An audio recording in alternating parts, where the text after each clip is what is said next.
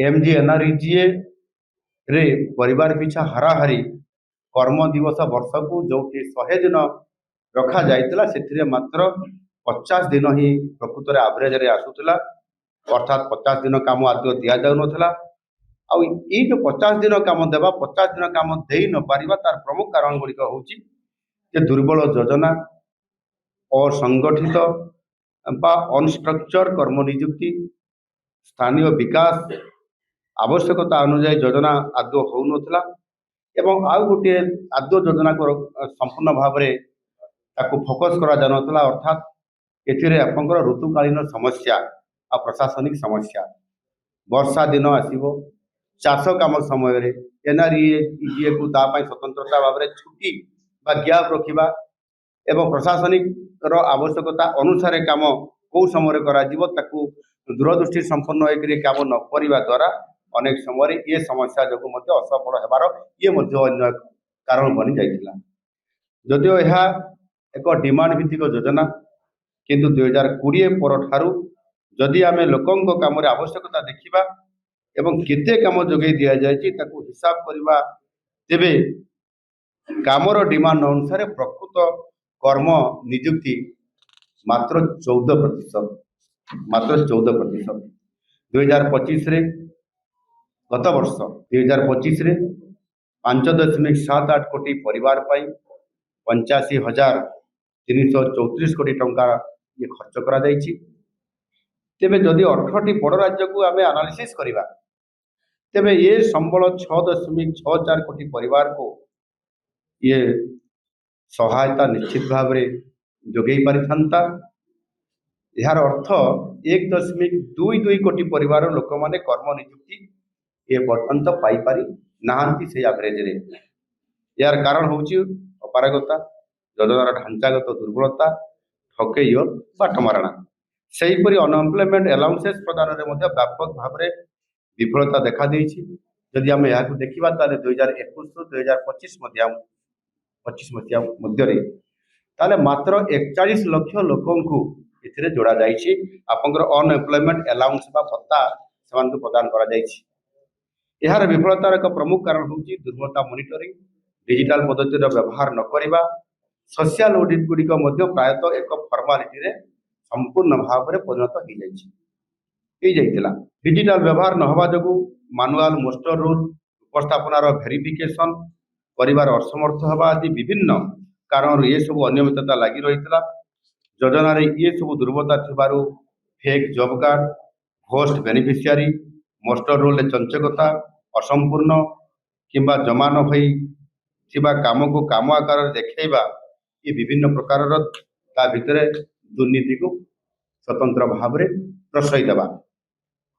जदि एबे आमे देखिबा वीवीजी रामजी उपरे ये विकसित भारत गारंटी फॉर रोजगार एंड आजीविका मिशन ग्रामीण ये नाम रे आउ जेते बळे एमजीएनआरईजीए विफलता हैला ये विफलता को देखिकरी आम देशर यशस्वी प्रधानमंत्री माननीय नरेंद्र मोदी जी से वीवीजी रामजी यह को नुआ आईन आज प्रणयन करी आम सामना को आनी नाम रे नुआ आईन प्रणयन करा जाइछि। टेक्नोलोजी व्यवहार करी आईन व्यवस्था को ता भितर किभली भाव में दुर्नीति को हटा जाई पारिबो या होजे ये वीवीजी रामजी मूल उद्देश्य मूल लक्ष्य। आउ ये आईन ना रे मध्य विकसित भारत वीवी विकसित भारत रही गांधीजी जो स्वप्न थिला तांकर जो मिशन थिला ग्राम स्वराज्यर स्वप्न ताकू प्रकृत अर्थ में कार्यकारी करने आईन भितर ये वीवीजी रामजी रे संपूर्ण व्यवस्था करा जायछि। केवल गांधीजी ना को व्यवहार कर पॉलिटिकल माइलेज नवा ये वीवीजी रामजी कौन उद्देश्य आदौ नहीं। ये बिल लोकसभा 2025 डिसेम्बर 16 तारीख में आगत होता एवं डिसेम्बर 18 यह पास है। डिसेम्बर 18 राज्यसभा यह पास है एवं डिसेम्बर 21 महामहिम राष्ट्रपति अनुमोदन यह आईन आज परिणत होकर कार्यकारी होगापी जाऊँगी। ये आईन संपूर्ण फ्रेमवर्क 2047 लक्ष्य जो आम रखिंट विकसित भारत से लक्ष्य को आधार करके संपूर्ण भाव में यह प्रस्तुत करा एथिरे कर्म नियुक्तिर अवधि को जहाँ पूर्वर 100 दिन थिला ताकू 125 दिन को वृद्धि करा जायछि। अर्थात ग्रामांचल गोटे परिवार वर्तमान अति कम 100 दिन बदल 125 दिन कर्म नियुक्ति पाइबा पाई से हकदार एवं यह पूर्व ग्यारंटी ठारू यह 25% अधिक एवं यह एक आईनगत अधिकार मध्य it is a standard statutory entitlement. यही आईन उद्देश्य होची ग्रामांचल कर्म नियुक्ति व्यवस्थार किभली भाव में ताहार आधुनिक पूर्व आईन रे थिबा बहु दिनर दुर्बलता को दूर करा एवं यह द्वारा गोटे दीर्घस्थायी भाव में आसेट तैयारी करा जाई पारिबो एवं जो ग्रामांचल जो विभिन्न प्रकार उत्पादक वृद्धि होबार जो गोटे संकेत मिलूँ ताकू मध्य वृद्धि कर संपूर्ण ये सहायक हो पार लोक डिमांड मुताबक जहाँ लेबर बजेट पूर्व अनिश्चित अपन एंडेड थिला ताकू परिवर्तन करा जाए एथिरे राज्य मानक दायित्व हस्तांतर करा जायछि। प्रत्येक राज्य को ए बाबद दायित्व प्रदान करा जायछि। उत्तर पूर्व और हिमालय पाददेश राज्य गुड़िक 90:10 अर्थात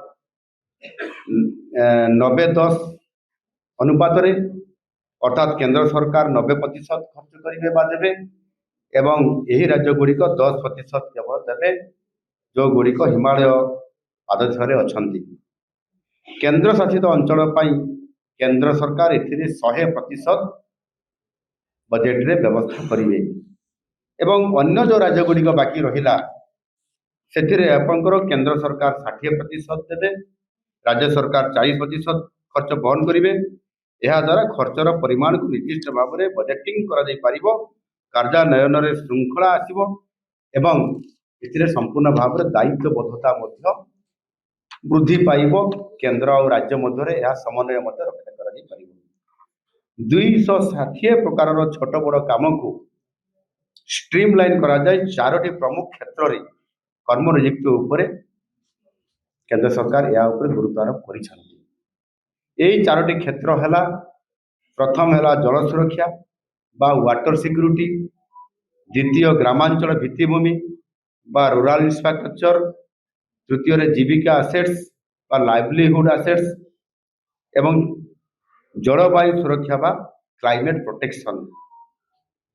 कृषक मान स्वार्थ को दृष्टि रखी चाष समय रे एवं जेते बड़े अमल समय चाष काम जेते बड़े चली एवं अमल काम जेते बड़े चली से समय आईनगत भाव में ये काम संपूर्ण भाव में बंद रहिबो।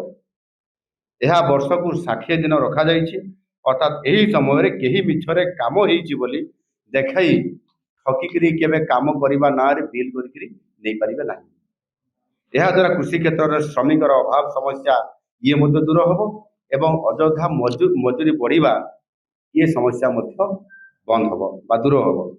ये आईन रे मॉनिटरिंग टेक्नोलोजी व्यापक व्यवहार ताऊपर गुरुत्व फोकस करा एआई भित्तिक फ्रॉड डिटेक्शन जीपीएस किंबा मोबाइल ट्रैकिंग सप्ताह को थरे तथ्य प्रकाश ये बाध्यतामूलक एवं द्विवार्षिक सोशल ऑडिटर संपूर्ण भाव में एथिरे व्यवस्था करा जायछि। यह सहित केंद्र राज्यर स्टीयरिंग कमिटी गुड़िक नियमित भाव में तदारख करेंगे और आवश्यक स्थले संशोधन मूलक विभिन्न प्रस्ताव भी देवे एवं पदक्षेप भी नहीं पारे। एम्प्लॉयमेंट अलाउंस देवाई एक समय व्यवस्था ये करा जायछि, समय भित्तिक करा जायछि। काम मागिबार 15 दिन मध्य जदि एथिरे काम दिया जाई पारिला नहीं ताहेले भत्ता देवाकू बाध्य जो माने काम डिमांड करिवे बा दाबी करिवे। एथिरे महात्मा गांधी नाम नथिबारु एक राजनीतिक विवाद सृष्टि अଯଥାରେ करा जाउछि। एबे आईन रे ये जो संस्कार अना जायछि या गांधीजी नीति को प्रसारित करने उद्देश्य ही करा जायछि। केवल गांधी नाम को एक प्रतीक भाव में व्यवहार एथिरे करा जाय नाही ଏଥିରେ ସମୃଦ୍ଧ ଗ୍ରାମ ସୃଷ୍ଟି, ଶ୍ରମର ମର୍ଯ୍ୟାଦା ରକ୍ଷା, ଦୀର୍ଘସ୍ଥାୟୀ ଆସେଟ୍ ସୃଷ୍ଟି ଓ ଫଳପ୍ରସୂ ଗଭର୍ଣ୍ଣାନ୍ସ ଉପରେ ମଧ୍ୟ ସମ୍ପୂର୍ଣ୍ଣ ଭାବରେ ଏହାକୁ ଫୋକସ୍ କରାଯାଇଛି। ବ୍ରିଟିଶ ସମୟରୁ ଆଜି ପର୍ଯ୍ୟନ୍ତ ଭାରତର ଏମ୍ପ୍ଲୟମେଣ୍ଟ ଆଇନ ଯାହାକି ଲାଗୁ କରାଯାଇ ଆସୁଥିଲା, ଏହାକୁ ଧୀରେ ଧୀରେ ପରିବର୍ତ୍ତନ କରାଯାଇଛି ଏବଂ ପରିବର୍ତ୍ତନ କରାଯାଇକରି ଆଜି ଏ ଅବସ୍ଥାରେ ପହଞ୍ଚିଛି। MGNREGA ସୁନିଶ୍ଚିତ କର୍ମ ନିଯୁକ୍ତି ପାଇଁ ଆଇନଗତ ବ୍ୟବସ୍ଥା ଥିଲେ ମଧ୍ୟ ଯୋଜନାର ଡିଜାଇନ ଓ ଏହାର କାର୍ଯ୍ୟାନ୍ୱୟନରେ ପାର୍ଥକ୍ୟ ଥିବାରୁ ଏହା ଜୀବିକା ସୃଷ୍ଟି କରିବାରେ ସଫଳ ହେଲା ନାହିଁ। ପୁରୁଣା ଆଇନରେ ଥିବା ଦୁର୍ବଳତାକୁ ନୂତନ ଆଇନରେ ଦୂର କରାଯାଇଛି। ଏଥିରେ ନିଶ୍ଚିତ ନିଯୁକ୍ତିର ଅବଧିକୁ ବଢ଼ାଯାଇଛି ଏବଂ ବ୍ୟବସ୍ଥାରେ ସ୍ୱଚ୍ଛତା, ଆର୍ଥିକ ଶୃଙ୍ଖଳା, ଉତ୍ତରଦାୟିତା ଓ ଦାୟିତ୍ୱବୋଧତା ଉପରେ ଗୁରୁତ୍ୱ ଦିଆଯାଇଛି।